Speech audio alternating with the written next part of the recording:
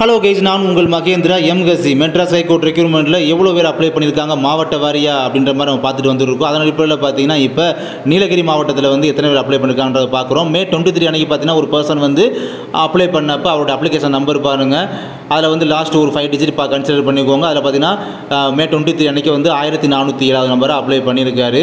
So application நம்பரில் வந்து first 4 digit வந்து இயரு 93 அப்படின்றத பார்த்தீங்கன்னா நோட்டிஃபிகேஷன் நம்பரை மென்ஷன் பண்ணுது. லாஸ்ட் 5 டிஜிட்டை கன்சிடர் பண்ணணும். அப்போ 1407 சொல்லும் போது May 23 அன்றைக்கி பார்க்கும்போது அதுக்கப்புறம் ஒரு 4 டேஸ் மட்டும் தான் டைம் இருந்தது. எப்படியும் பார்த்தீங்கன்னா அப்ராக்சிமேட்டாக ஒரு 2000 நபர்களை கண்டிப்பாக இந்த examiner senior bailiff junior bailiff போஸ்டிங்க்கு அப்ளை பண்ணியிருக்காங்க அப்படின்றத நம்மளால் புரிஞ்சுக்க முடியுது.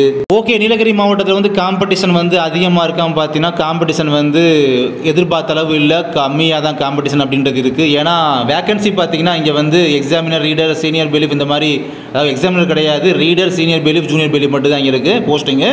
22 வேகன்சிக்கு பார்த்தீங்கன்னா நம்ம வந்து ஒரு 5000 பேர் போட்டி போடுவாங்க அப்படின்னு சொல்லி எதிர்பார்ப்பாக இருக்கும். ஆனால் அதுக்கு பாதி அளவு கூட இல்லாமல் 2500 அந்த மாதிரி கூட இல்லாமல் அப்ராக்சிமேட்டாக ஒரு 2000 பேர் தான் போட்டி போடுறாங்க இந்த இடத்துல அப்படின்றத நம்மளால் புரிஞ்சுக்க முடியுது, ஒரு யூகத்துக்கு வர முடியுது.